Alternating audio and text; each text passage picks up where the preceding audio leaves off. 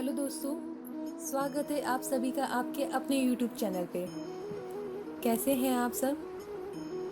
आपको अभी तक के हमारे सभी वीडियो कैसे लगे, हमें कमेंट बॉक्स में कमेंट करके ज़रूर बताएं। अगर आपको आज के वीडियो पसंद आए तो वीडियो को लाइक करना ना भूलें, अपने फैमिली और फ्रेंड्स के साथ शेयर करें और हमारे चैनल को सब्सक्राइब करें। आज इस वीडियो में आपके साथ मैं बात करने वाली हूँ पाप मोचनी एकादशी की व्रत के महत्व के बारे में और व्रत कथा के बारे में। कहा जाता है कि पाप मोचनी एकादशी के दिन व्रत रखने से जाने अनजाने में हुए पाप कर्मों के दुष्प्रभाव से मुक्ति मिलती है और व्यक्ति की और व्रती की मन चाही इच्छा भी पूरी हो जाती है। चैत्र मास के कृष्ण पक्ष की एकादशी तिथि को पाप मोचनी एकादशी कहा जाता है। इस एकादशी से जुड़े हुए कुछ व्रत के नियम हैं। आगे हम उन व्रत के नियमों को जानेंगे। पाप मोचनी एकादशी के दिन कांसे के बर्तन में भूलकर भी भोजन नहीं करना चाहिए। मांस, मदिरा, मसूर की दाल, चने व कद्दू की सब्जी एवं शहद का सेवन भी नहीं करना चाहिए। भूमि शयन करते हुए काम वासना का त्याग करना चाहिए। इस दिन किसी भी प्रकार के गलत काम नहीं करने चाहिए और नमक, शक्कर, तेल और अन्न का सेवन भी नहीं करना चाहिए।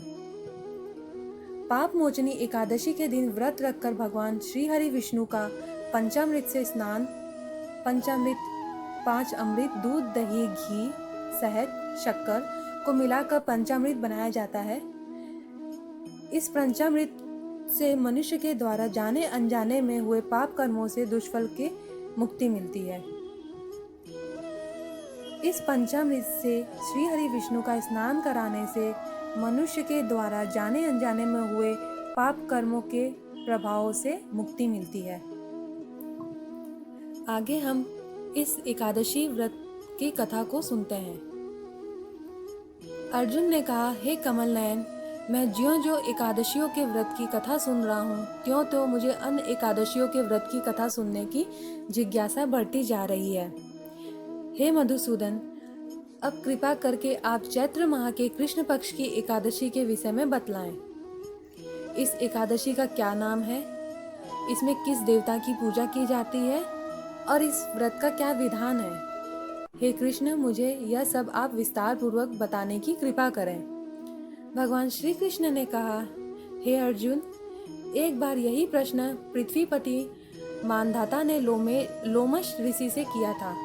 जो कुछ लोमश ऋषि ने राजा मानधाता को बताया था वही मैं तुमसे कह रहा हूँ। राजा मानधाता ने धर्म के गुह्यतम रहस्यों के ज्ञाता महर्षि लोमश से पूछा, हे ऋषि श्रेष्ठ, मनुष्य के पापों का मोचन किस प्रकार संभव है? कृपा कर कोई ऐसा सरल उपाय बताएं जिससे सहज ही इन सभी पापों से मुक्ति मिल जाए। तब ऋषि लोमस ने कहा, हे राजन, चैत्र मास के कृष्ण पक्ष की एकादशी का नाम पाप मोचनी एकादशी है।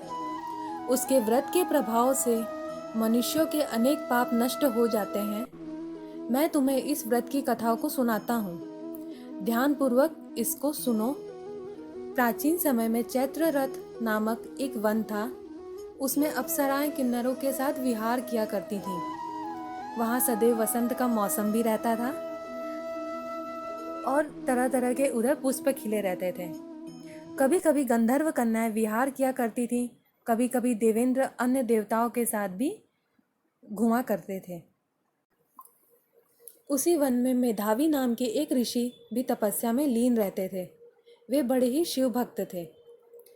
एक दिन मजुघोषा नामक एक अप्सरा ने उनको मोहित कर अपनी निकट लाने का प्रयास किया। इसलिए वह कुछ दूरी पर बैठकर वीणा बजाकर गाने लगी। उसी समय शिव भक्त महर्षि मेधावी को कामदेव भी जीतने का प्रयास करने लगे। कामदेव ने उस सुंदर अप्सरा के भ्रू का धनुष बनाया, कटाक्ष को उसकी प्रत्यंचा बनाई और उसके नेत्रों का मंजुघोषा अप्सरा का सेनापति बनाया।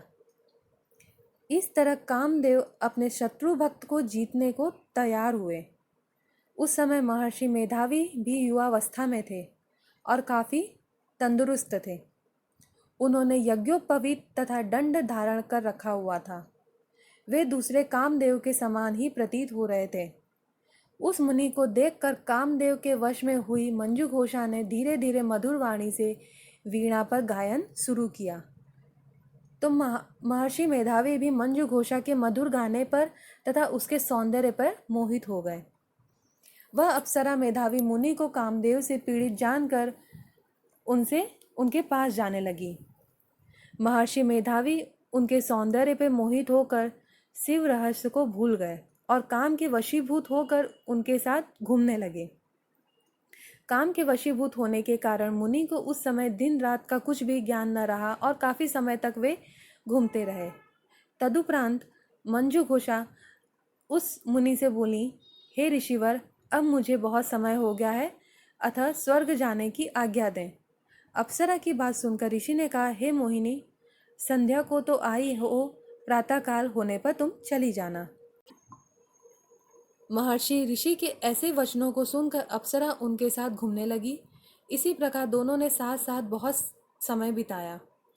तब वह अप्सरा ने एक दिन ऋषि से कहा, हे ब्राह्मण देवता, अब आप मुझे स्वर्ग जाने की आज्ञा दें।